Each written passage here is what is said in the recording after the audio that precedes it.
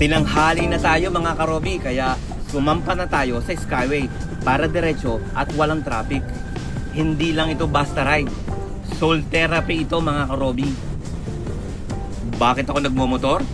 Kasi dito ako humihinga, dito ako bumibitaw ng stress.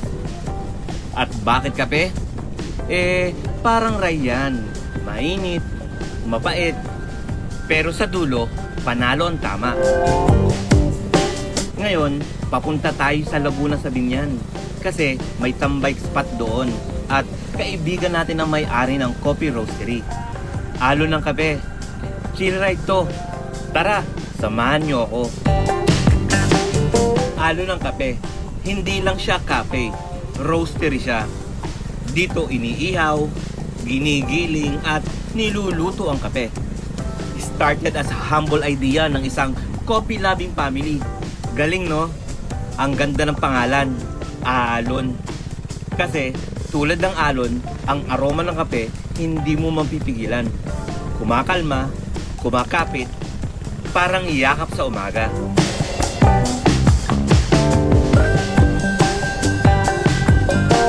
Dito sa OJCC, Casquero Building, matatagpuan ng alon ng kape.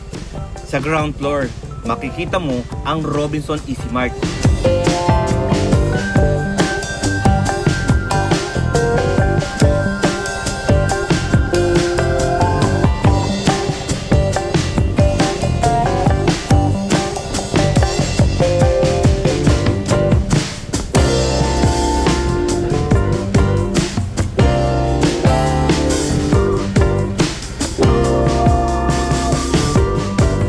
Pero ang mission natin, nasa second floor.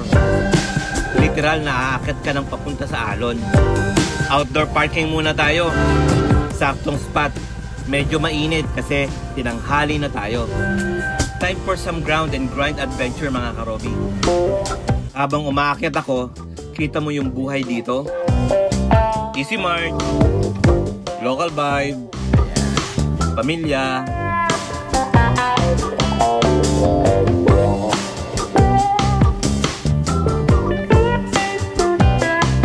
Pagpasok ko, ayun na, may nauna na sa akin. Oh, dito lang siguro. Hi. Hello. Sir, Ba? sige, pass na yan. Oops, marami akong lala. Hello. Ay, Oops, sorry. sir. Ay, thank you. Isang pamilya na enjoy sa kape. Ito yung magic ng coffee shop. Hindi lang kape ang inilalagay sa baso. Relasyon, kwento at memory. From the ground, makikita mo na agad ang identity ng alon. Minimalist, pero may dating. Yung photo board nila, karobi, parang memory wall ng community. And look at these bags. Locally roasted beans. Bawat isa may kwento. Boko Kape, ang bestseller nila. Medyo unique to. Di mo agad maiisip na coconut at coffee magsasama. Pero pag tinikman mo, uy, parang love team na hindi mo inaakala pero swak na swak. Ito yung part na gustong gusto ko panoorin. Yung proseso.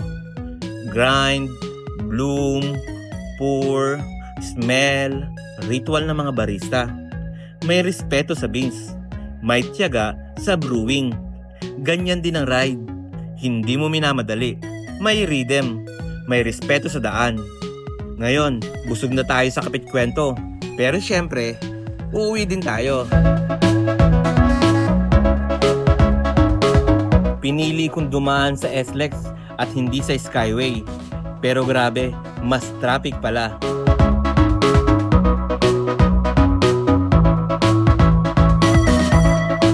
At ayan na nga, inabot na tayo ng ulan.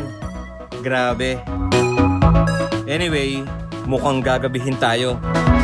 Sige karobi, patila muna tayo rito. Hanggang sa susunod, paalam!